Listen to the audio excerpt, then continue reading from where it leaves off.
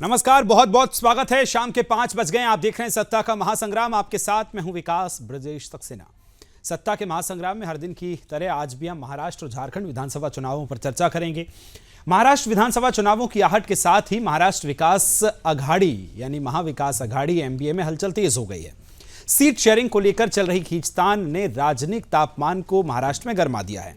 खासकर शरद पवार और उद्धव ठाकरे के बीच बातचीत की आशा में सबकी निगाहें थीं, लेकिन अभी तक किसी नतीजे पर यह बातचीत नहीं पहुंच पाई है। कांग्रेस और उद्धव ठाकरे की शिवसेना के बीच 36 सीटों पर दावेदारी को लेकर खींचतान बढ़ती जा रही है। दोनों दलों के नेता किसी भी कीमत पर अपनी अपनी दावेदारी छोड़ने को तैयार नहीं है, जिससे बगावत और टूट के कयास भी अब लगाए जा रहे हैं।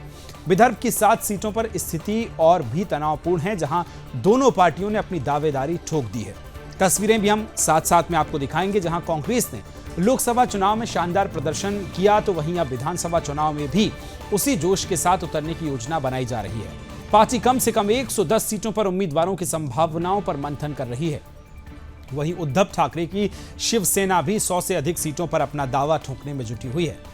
राजनीतिक विश्लेषकों का मानना है कि अगर एमबीए में यह टकराव जारी रहा तो इसका असर चुनावी परिणामों पर पड़ सकता है। अब सभी की निगाहें इस बात पर टिकी हैं कि क्या दोनों दल अपनी आंतरिक मतभेदों को सुलझा पाएंगे या फिर ये चुनावी बंटवारा महाराष्ट्र की राजनीति में नया तूफान लेके आएगा।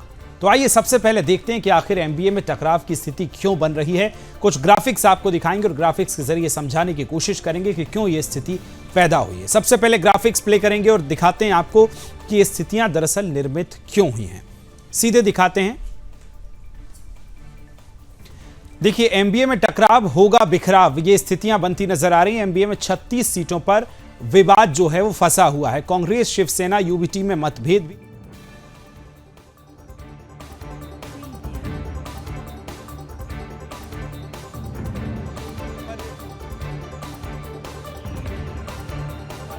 आपको ये भी बताएं कि विदर्भ की 12 सीटों पर उद्धव दावा जो है वो ठोक रहे हैं। एक नजर ये भी डालते हैं कि 12 सीटों पर जिनकी वजह से एमबीए की फूट होती नजर आ रही है। ये कुछ पॉइंटर्स हमने बनाए, ग्राफिक्स आपके लिए समझा रहे हैं, जहां किस तरह से नासिक वेस्ट सीट पर भी उद्धव गुट का दावा है। सभी 12 सीटों पर उद्धव गुट दावा कर रहा है। कांग्रेस जो है वो अपनी बात रख रही है। लिहाजा इन्हीं कारणों के चलते ये जो मतभेद है और ये जो डेट्स में अभी समय लग रहा है सीट शेयरिंग को लेकर, हर नेता कह रहा है कि आज नहीं कल, कल नहीं आज, यही सिलसिला लगातार जारी है। तो ये वो बड़े पॉइंटर्स हम आपको दिखा रहे हैं कि विदर्भ की 12 सीटों पर टकराव है। एनसीपी के लिए कम सीटें बच रही हैं, इस पर भी बातचीत अभी नहीं हो पा रही है। हालांकि एकनाथ अगर शिंदे की जगह हम बात करें संजय राउत की, तो उनका बयान भी इसको लेकर सामने आया है। क्या कुछ बयानबाजी वो भी आपको दिखाएंगे। वहीं अब एमबीए में मची उठापटक पर भारतीय जनता पार्टी की चुटकी लेने से पीछे भारतीय जनता पार्टी नहीं है।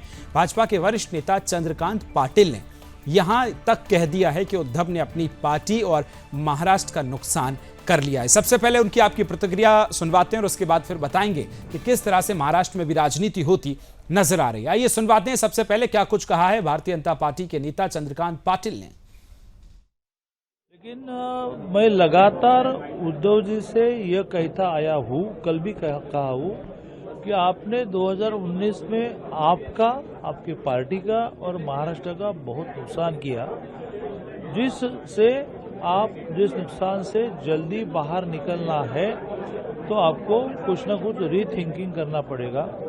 जिस प्रकार का अपमानित होना वहाँ चल रहा है, आप कहेंगे कि आपको क्या पड़ी है, तो नहीं पड़ी है भाई, लेकिन एक सामान्य नागरिक के नाते स्वर्गीय बाला साहेब ठाकरे जी की पार्टी के ये हाल होते देखना ये हम जैसे को नहीं सहता। इसलिए हम बोलते हैं कि आपकी 18 सीटें थी लोकसभा में, 9 हो गई। आपसे बाहर निकले हुए एकनाथ जी की, माननीय मुख्यमंत्री महोदय की 7 हो गई। आपसे एकनाथ जी को 2 लाख वोट ज्यादा मिले। इनकी 1 थी कांग्रेस की, वो 13 बन गए। राष्ट्रवादी की 4 थी, वो 8 बन गए।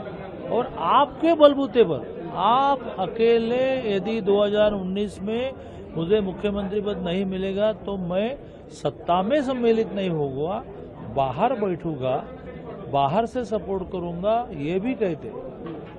मैं कांग्रेस और राष्ट्रवादी के साथ नहीं जाऊंगा, मेरा जमीर इसके लिए परमिशन नहीं देता, ये भी कहते, तो राज्य का चित्र अलग होता। आप ये कहते कि मैं बाहर से भी सपोर्ट नहीं करूंगा, तो हंग पार्लियामेंट बन जाती। उसका निर्णय आगे होता। लेकिन इस पाप नहीं कहूँगा, लेकिन इस भूल का आपको धनी बनाया गया कि आपने आपके एम्बिशन के लिए सारा किया। वहीं कांग्रेस और शिवसेना के बड़े नेताओं ने तो अब खुलकर एक दूसरे के सामने आकर खड़े हो गए, जिसमें कहीं ना कहीं उद्धव का प्लान बी भी सामने नजर आ सकता है। राजनीतिक हलकों में सुगबुगाहट यहां भी चल रही है कि उद्धव अपने पुराने खेमे भी जा सकते हैं। आइए सुनते हैं दरअसल शिवसेना के नेता संजय राउत, जो पहले कांग्रेस को लेकर मुखर हुए थे लेकिन अभी थोड़े से न्यूट्रल होते हुए नजर आ रहे हैं, लेकिन उनका बयान क्या कुछ आया है वो आपको सुनवाते हैं। कांग्रेस एक राष्ट्रीय पार्टी है और भारतीय जनता पार्टी से भी बड़ी पार्टी है। अब ये कांग्रेस तो हर विश्व में भी अनेक राष्ट्र में भी कांग्रेस के नाम से बहुत सी पार्टियां हैं, जैसे अफ्रीका में है और किसी, तो बड़ी पार्टी है बहुत ही बड़ी पार्टी के साथ हम क्या बात करें भाई। तो दिल्ली में उनका हाईकमांड है, उनसे बात हो रही है। महाराष्ट्र के सभी नेता हमारे मित्र हैं, जैसे Bharatiya Janata party international party है, इसलिए हमारी उनसे जमी नहीं ज्यादा कभी इंटरनेशनल। अब इसके जवाब में कांग्रेस प्रदेश अध्यक्ष नाना पटोले ने तो यह तक कह दिया है कि संजय राउत क्या कहते हैं उन्हें इससे कोई मतलब नहीं है। उनका बयान भी सुनते हैं, आइए सुनवाते हैं। पहली बात ऐसी है कि संजय राउत जी के नेता उद्धव ठाकरे जी है, हमारे नेता मल्लिकार्जुन खड़गे जी और राहुल जी है, और राष्ट्रवादी के नेता शरद पवार जी, जो हमारी टीम में हम लोग जो सिक्स की कमेटी जो है उसमें ना शरद पवार जी रहते हैं, ना उद्धव जी रहते हैं, ना मल्लिकार्जुन खड़गे जी, ना राहुल जी रहते हैं। लेकिन हम लोग कमेटी जो बनी है उनके आदेश से बनी है, हमारे तीनों नेता के आदेश से बनी है। हमारी जवाबदारी है कि हमारे नेता को जो भी कुछ हुआ वो मालूमात देना, वो हमारा अधिकार है, वो देना पड़ता है। संजय राउत उद्धव जी को ओवर करते होंगे तो उनका इश्यू है, हमें पता नहीं क्या है उनका, अगर वो ऐसा बोलते हैं तो। लेकिन हम हमारे नेताओं को हम वास्तविकता बताना ये हमारी जवाबदारी है और वो हमने काम किया है। संजय राउत का काम, संजय राउत क्या कर रहे हैं, हमें संजय राउत के बारे में मुझे कुछ बोलना नहीं। तो संजय राउत, नाना पटोले और बीजेपी के नेताओं के बयान के बाद आप समझ गए होंगे कि किस तरह से महाराष्ट्र की सियासत जो है इस समय बयानबाजी वहां देखने को मिल रही है। आइए इसी पर करेंगे चर्चा। पूरा पैनल मेरे साथ मौजूद है। मेरे तमाम सहयोगी मनीषा जोशी मेरे साथ मुंबई से जुड़ गई हैं, स्नेहल मेरे साथ नागपुर से हैं, और साथ ही में बाबूलाल राठौर संवाददाता संभाजी नगर से जुड़ रहे हैं। मुझे ज्वाइन कर रहे हैं तनुज दीक्षित साहब, राजनीतिक विश्लेषक हैं। बहुत बहुत स्वागत है आप सभी का। चर्चा की शुरुआत रोज की तरह मनीषा आपके साथ कर रहा हूं। बताइए क्या लाई हैं आज आप अपडेट महाराष्ट्र की सियासत से जुड़ा। बयानबाजी बहुत कुछ दिखाती है कि सब कुछ ठीक महाविकास अघाड़ी में नहीं दिख रहा है। Manisha, over to you. जी बिल्कुल, सबसे पहले आपको बता दें कि कांग्रेस के जो वरिष्ठ नेता है बाला साहब थोराट, उन्होंने आज सुबह ही सिल्वर ओक में शरद पवार से मुलाकात की है। करीब 1.5 घंटे उनकी मुलाकात चली, जिसके बाद बाला साहब थोराट है वो वहां से सीधे मातोश्री पहुंचे और वहां पर उन्होंने उद्धव ठाकरे से मुलाकात की। इसके साथ ही आपको बता दें कि अभी कुछ ही देर में जो है महाविकास आघाड़ी की जो बैठक है मुंबई के ग्रैंड हयात में शुरू होने वाली है। इसके साथ ही आपको बता दें कि जो महाराष्ट्र का जो महाविकास आघाड़ी में जो अनबन चल रही है वो लगातार बढ़ती ही जा रही है, जिसकी वजह से जो सीट शेयरिंग को लेकर जो लिस्ट है वो अब तक सामने नहीं आ रही है। हालांकि जो उनके नेताओं का कहना है कि 1-2 दिन में जो है लिस्ट आ ही जाएगी। इसके साथ ही आपको बता दें कि सीएम चेहरे को लेकर उद्धव ठाकरे और नाना पटोले में काफी अनबन चल रही है, जिसके साथ ही जो उद्धव ठाकरे वो डायरेक्टली नाना पटोले से बात नहीं कर रहे हैं, उन्हें जो है बाला साहब थोराट से बात करना पड़ रहा है। इसके लिए अब तक की यह जानकारी सामने आ रही है। जी चलिए लौटूंगा आपके पास। बाबूलाल बताइए जरा, एक तरफ शरद पवार जो हैं उनका पावर प्ले वाला गेम तो नहीं खेलने वाले हैं, शायद इसलिए सीट शेयरिंग पर या लिस्ट को लेकर डिले की बात सामने आ रही है। क्या लगता है महाविकास अघाड़ी में कहां पेंच फंसा है, क्योंकि बहुत ज्यादा समय अब बचा नहीं है। ऐसे में भी अगर सीट शेयरिंग पर अभी बात नहीं है तो फिर प्रत्याशियों की लिस्ट और उसके बाद नामांकन तो अभी बहुत दूर की बात है। बाबूलाल देखिए, बिल्कुल शरद पवार महाराष्ट्र की राजनीति के चाणक्य माने जाते हैं, लेकिन आज अब तक उनकी पावर का असर भी लगातार नहीं देखने को मिल रहा है। हालांकि महाविकास अघाड़ी की तरफ से लगातार बैठकों का दौर जारी है, अलग अलग नेताओं के साथ, आला अधिकारियों के साथ, वरिष्ठ नेताओं के साथ मीटिंग हो रही है, लेकिन इसका कुछ भी फायदा होते हुए नहीं दिखाई दे रहा। इसके चलते जो इच्छुक उम्मीदवार है महाराष्ट्र राज्य के वो कहीं न कहीं चिंता बनी हुई है और वो लगातार मुंबई में डेरा डाले हुए हैं, क्योंकि उनको लग रहा है कि आखिर कब उम्मीदवारों की लिस्ट जाहिर हो, क्योंकि आज से नामांकन की प्रक्रिया शुरू हो चुकी है और 29 तारीख को फॉर्म भरने की आखिरी डेट है। ऐसे में कब उनको उम्मीदवारी दी जाएगी और कब वो प्रचार में उतरेंगे, तो इसकी चिंता बनी हुई है। लेकिन यहाँ पर जो हम देख रहे हैं कि लगातार नाना पाटोले संजय राउत के बीच घमासान देखने को मिल रहा है, जिसके चलते जो है बात शेयरिंग को लेकर, सीट शेयरिंग को लेकर बनती हुई बिल्कुल भी नजर नहीं आ रही है। हालांकि बताया बार बार ये जा रहा है कि 2 दिन के अंदर जो है सभी पहली लिस्ट जारी कर दी जाएगी। कांग्रेस की तरफ से भी यही कहा जा रहा है, लेकिन कहीं न कहीं पेट फंसा हुआ है और उसी को लेकर ये देरी हो रही है। और इस देरी की वजह से जो कुछ उम्मीदवार है जिनको इंतजार है कि हमें यहाँ पर टिकट मिलेगा, उनके लिए बेचैनी बढ़ती जा रही है। बिल्कुल, ये लगातार क्योंकि डिले हो रहा है और डिले दिखाता है कि सब कुछ तो कम से कम ठीक नहीं है। ये मैं तनुज जी से समझूंगा, वो राजनीतिक विश्लेषक हैं, लगातार चीज़ों को ऑब्जर्व करते हैं। लेकिन उससे पहले स्नेहल मैं आपके पास आ रहा हूं। नागपुर की ज़रा स्थिति बताइए, वहाँ महाविकास अघाड़ी में किस तरह की चीज़ें चल रही हैं? लोग कह रहे हैं कि जो शिवसेना है या कांग्रेस है उसमें बातचीत नहीं हो पा रही है। संजय राउत का अपना बयान आता है, फिर नाना पटोले साहब अपना जो बात करते हैं, लेकिन उसमें भी कहीं ना कहीं तकरार नजर आती है। नागपुर का जो क्षेत्र है वहां महाविकास अघाड़ी के लोकल नेताओं में किस तरह की चीजें आप देख रही हैं? स्नेहल बताइए।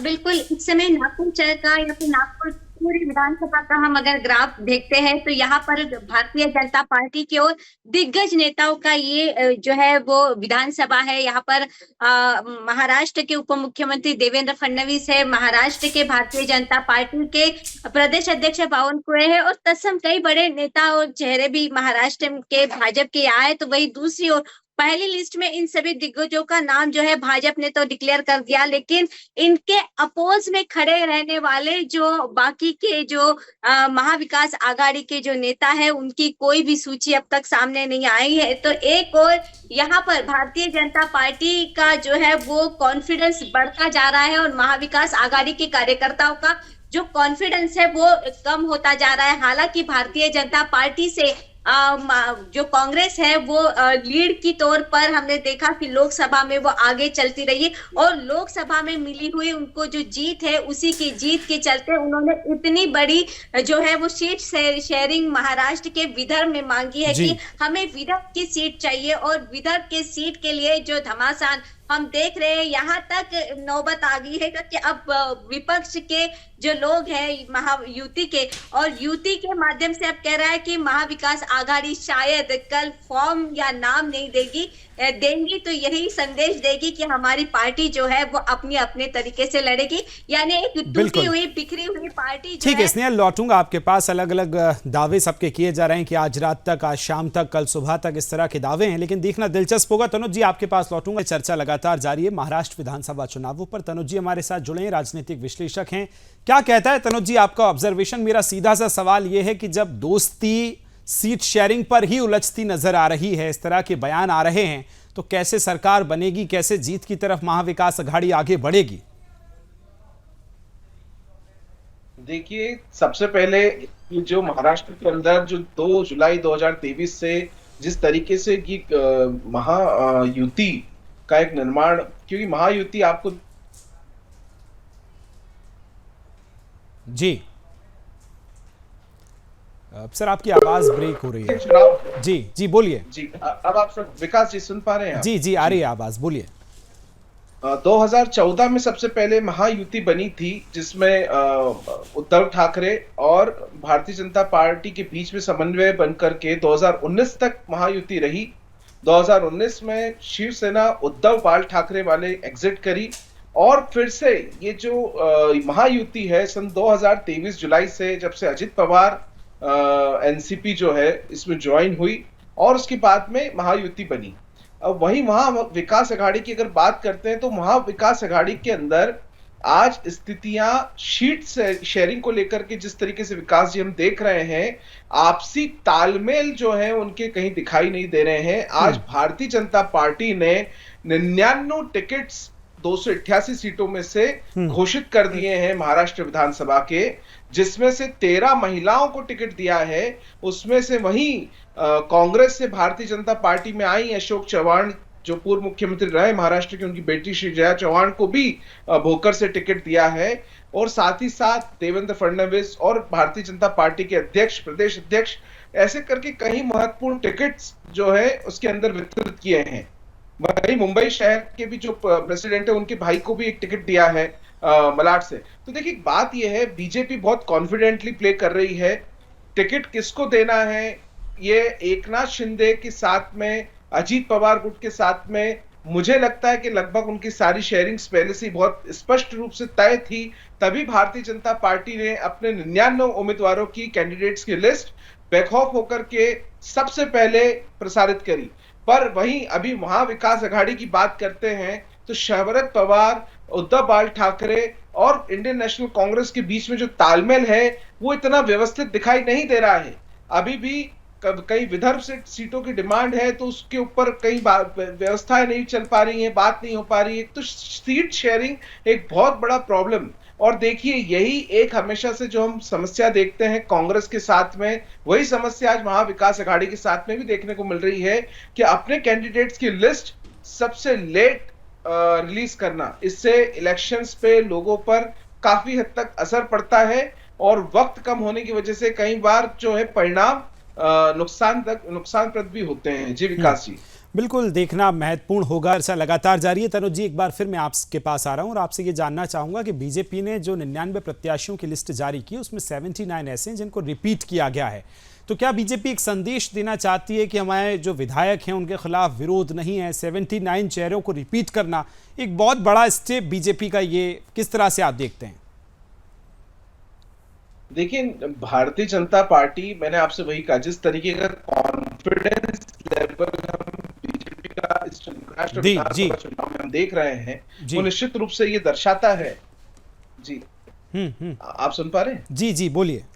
जी, जिस तरीके से हाँ ये जो कॉन्फिडेंस है बीजेपी का, साथ ही साथ जो विश्वास है, ये लोगों के अंदर दर्शा रहा है कि भारतीय जनता पार्टी अपने कोई भी नेताओं के साथ में कोई नया एक्सपेरिमेंट नहीं करना चाहती है। जो 20 सीटें उन्हें जो कमजोर लग रही थी, संगठन को कमजोर लग रही थी, सिर्फ मात्र उन्हीं पर चेहरे जो है बदले हैं। बाकी 79 चेहरे यथावत रखे हैं महाराष्ट्र में विधानसभा चुनाव में, जो कि बहुत बड़ा फैक्टर है, एक फैक्टर, मजबूत फैक्टर है भारतीय जनता पार्टी के पास। वहीं हम बात करें महाविकास आघाड़ी की, तो ऐसे में एनसीपी के शरद चंद्र पवार, साथ ही साथ उद्धव बाला साहब ठाकरे जो ग्रुप है, ये दोनों पार्टियां, ये दोनों दल अपनी अपनी जगह पर कैंडिडेट्स को तलाश रहा है। क्योंकि जो घटित हुआ विगत 2 वर्षों के अंदर, वैसे में काफी सारे विश्वसनीय चेहरे वो पार्टियां अपने खो चुकी है। और ये बहुत बड़ी एक चीज है कि अब विश्वास के लिए उनके पास विश्वास योग्य कैंडिडेट्स ढूंढना, बिल्कुल और यही संदेश देने की कोशिश भारतीय जनता पार्टी और महायुति का जो गठबंधन है वो देने की करता है। फिलहाल बाबूलाल, आपका, स्नेहल जी, मनीषा, आप तीनों का बहुत बहुत धन्यवाद मेरे साथ जुड़ने के लिए। तनुज जी, आपसे चर्चा लगातार जारी है। महाराष्ट्र की बात करेंगे झारखंड की। झारखंड में विधानसभा चुनाव को लेकर लगातार नए अपडेट्स लगातार सामने हैं। इसी बीच बड़ी खबर आपको दिखाते हैं, जहां झारखंड के लिए कांग्रेस उम्मीदवारों की पहली लिस्ट जारी कर दी गई है। कांग्रेस ने अपने 21 उम्मीदवारों की घोषणा की है, जिसमें जामताड़ा से डॉक्टर इरफान अंसारी को टिकट दिया गया है।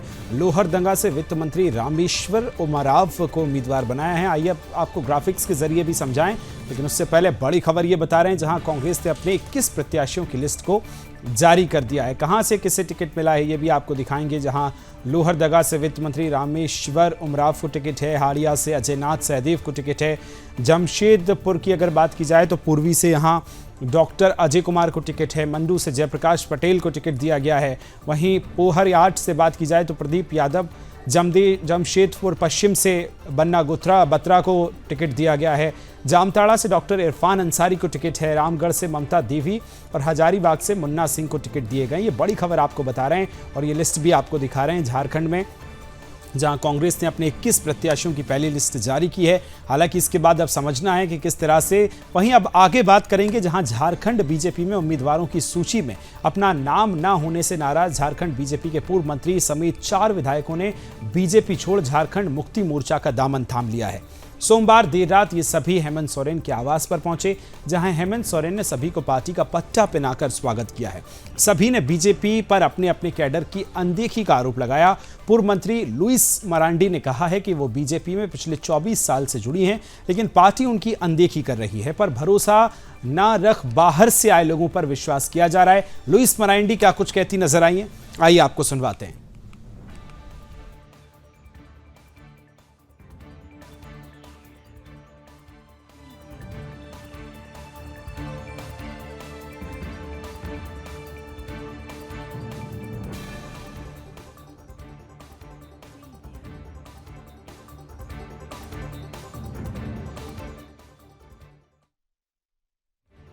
परिवार में सभी लोगों को जोहार। जेएमएम परिवार में आकर आप ऐसा महसूस कर रही है और ये आपको ऐसा कदम क्यों उठाना पड़ा? देखिए, आज हम जिस परिसर में है वो झारखंड मुक्ति मोर्चा के नेता और इस प्रदेश के माननीय मुख्यमंत्री हेमंत जी के परिसर पर हम लोग खड़े हैं। आज हम भारतीय जनता पार्टी के सदस्यता से हमने इस्तीफा दे दिया है और झारखंड मुक्ति मोर्चा परिवार में सदस्य के रूप में हम शामिल हो गए हैं। तो झारखंड चुनावों को लेकर एक तरफ तो बीजेपी को बड़ा झटका लगा, लेकिन एनडीए मजबूती के साथ खड़ा दिखाई दे रहा है। सीट शेयरिंग को लेकर बनाए गए फॉर्मूले से लेकर जीत का दम भरने तक एनडीए के कई बड़े नेता दावे कर रहे हैं। सुनिए केंद्रीय मंत्री चिराग पासवान ने क्या कुछ कहा है। झारखंड में पूरी मजबूती के साथ 24 तारीख को हम लोगों के प्रत्याशी एनडीए के प्रत्याशी का नामांकन भी है, नॉमिनेशन भी है, उसमें भी हम रहेंगे। और लोगों में जो उत्साह है, हरियाणा चुनाव परिणामों के बाद जिस तरीके से लोगों में इस बात की उम्मीद विश्वास के साथ और बढ़ी है कि प्रधानमंत्री जी के नेतृत्व, उनके सोच वाली सरकार ही राज्यों का विकास कर सकती है। ऐसे में विपक्ष जिस तरीके से हरियाणा में हारा, उससे बड़ी हार की ओर अग्रसर होगा झारखंड में। अभी तो चुनाव लड़ने से पहले एक दूसरे के घटक दलों को ये लोग सम्मान नहीं दे रहे। राजद को जिस तरीके से साइडलाइन किया गया, खुलकर ये लोग एक दूसरे के ऊपर आरोप प्रत्यारोप ये लोग लगा रहे हैं। तो जो लोग गठबंधन में सीट बंटवारे में ही एक दूसरे का सम्मान नहीं कर रहे, तो ऐसे में चुनाव में कैसे अपने वोटर्स को कन्विंस करेंगे एक दूसरे के पक्ष में मतदान करने के लिए। तो मैं मानता हूं कि इंडी अलायंस तथाकथित एक बड़ी हार की ओर अग्रसर हो रहा है और एनडीए मजबूत सरकार पुनः झारखंड में बनाने जा रही है। हेमंत जी की सरकार देख लिया, झारखंड के लोग को शर्मसार होना पड़ा कि उनका मुख्यमंत्री भ्रष्टाचार के आरोपों में जेल में है। तो ऐसे में एक मजबूत एनडीए की सरकार अब झारखंड में बनने जा रही है। चलिए आगे बढ़ेंगे, चर्चा करेंगे। हमारे साथ लगातार तनुज जी जो हैं वो जुड़े ही हुए हैं, वहां से हमारे सहयोगी और ब्यूरो चीफ मुकेश जी ने भी हमें ज्वाइन कर लिया। मुकेश, जरा बताइए किस तरह से झारखंड की सियासत इस समय नजर आ रही है। एक तरफ कांग्रेस की लिस्ट है तो दूसरी तरफ बीजेपी के कुछ नेता जो हैं वो बीजेपी छोड़ते नजर आ रहे हैं। क्या सियासत है, बताइए। देखिए शिवम, हम अगर झारखंड के संदर्भ में बात करें तो अभी जो INDI गठबंधन है उस पर अपनी सहमति नहीं बन पाई है, चाहे वो आरजेडी की बात हो, जेएमएम की बात हो या कांग्रेस की बात हो, किसी में सहमति वाली बात नहीं है। सभी जो है आज कांग्रेस जी